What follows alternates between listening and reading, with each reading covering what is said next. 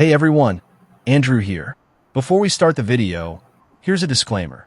This video is for complete beginners, people who are new to the stock market or who may have heard about dividends but still don't quite understand them. If you've watched my other videos on topics like REITs, monthly dividends, top 5 ETFs, feel free to skip this video. But before you leave, if you know someone who is just getting started with dividend investing, please share this video with them. Now, let's start the video with the most fundamental question.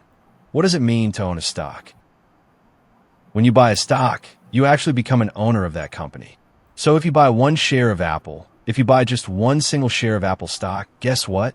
You're an owner of Apple besides Steve Wozniak, Warren Buffett, and Tim Cook. That's right, you can tell your friends. I own part of Apple.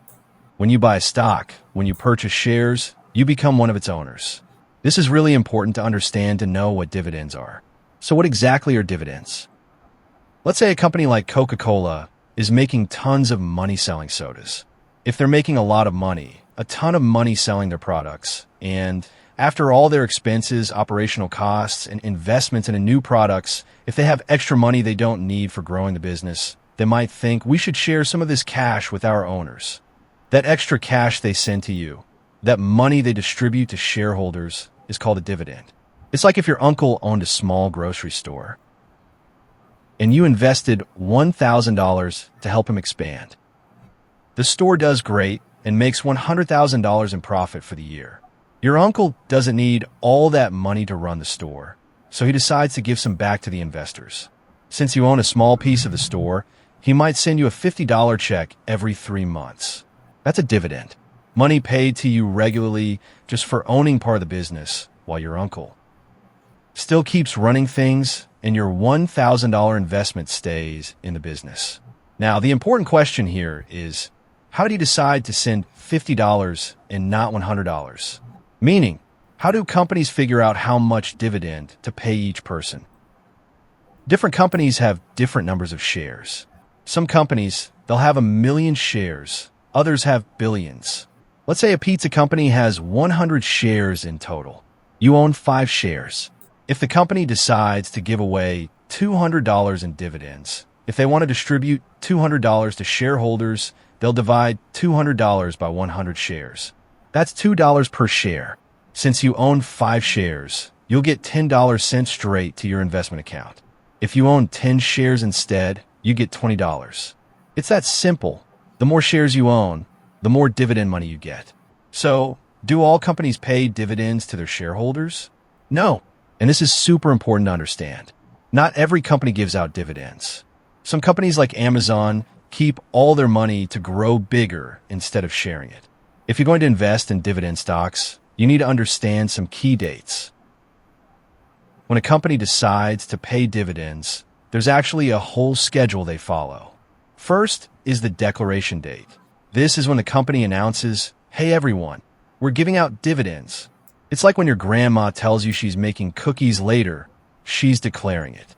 Second is the ex-dividend date.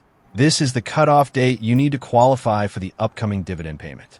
You must own the stock before this date to get the dividend. If you buy the stock on or after this date, you'll miss this dividend payment and have to wait for the next one. Third is the payment date. This is when the money actually shows up in your account. Just like when your grandma finally hands you the cookies she promised. So in order, the company declares a dividend. You make sure you own the stock before the ex-dividend date. Then you get paid on the payment date. What about taxes? Do I need to pay taxes on my dividend income? Yes, you'll have to pay taxes on dividends because it counts as income.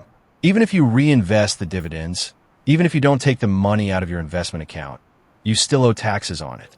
How much tax depends on whether they're classified as ordinary dividends or qualified dividends. Ordinary dividends are the standard type. They're basically any dividend that doesn't meet special requirements. These get taxed at your regular income tax rate, just like money you earn from a job. Qualified dividends are special dividends that meet certain IRS requirements.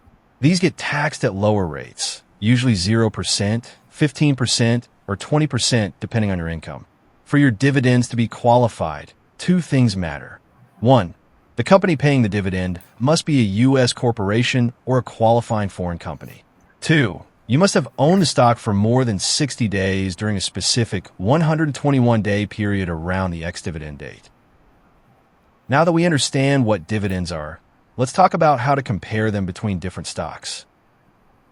When you look up a dividend stock, you'll see something called yield. This tells you the percentage of dividends you'll get compared to the stock price. For example, if a $25 stock has a 4% yield, that means you'd get $25 times 4% equals $1. About $1 in dividends per share over a year.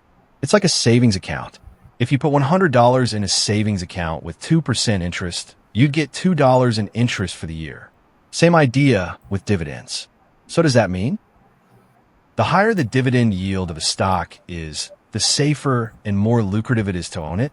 Super high yields often mean the company can't keep paying that much forever and will cut the dividend soon. I know it's tempting, but be careful.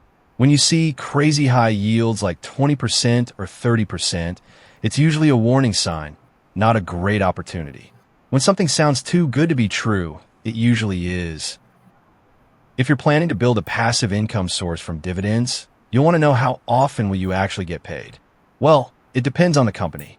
Most dividend stocks pay every 3 months, say quarterly.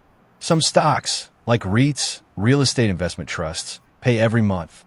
Others pay once a year. Some companies pay whenever they feel like it. It's like how some people get paid hourly, some weekly, others monthly, and some get paid for special projects whenever they finish them. So are dividend stocks the best type of stocks I should buy? Well, it depends on what you want. If you want safer, more stable investments, dividend stocks might be perfect for you. If you can plan your portfolio strategically, you can orchestrate it to receive dividends every month and almost every week. And that's a wrap. Hope you understood the skeleton of dividend stocks. If yes, consider watching my video titled, How Make $4,800 per Month in Passive Income with Dividend Stocks. I'll see you there.